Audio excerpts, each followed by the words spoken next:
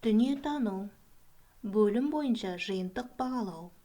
Оқу мақсаты: қоғамда өзін-өзі ұстау әдеп нормаларын түсіндіру.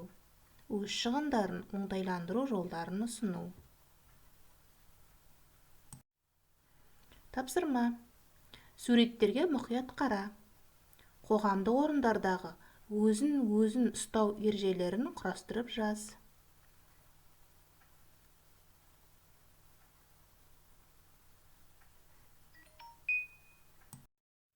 Театрда, саябақта, автобуста, супермаркетте.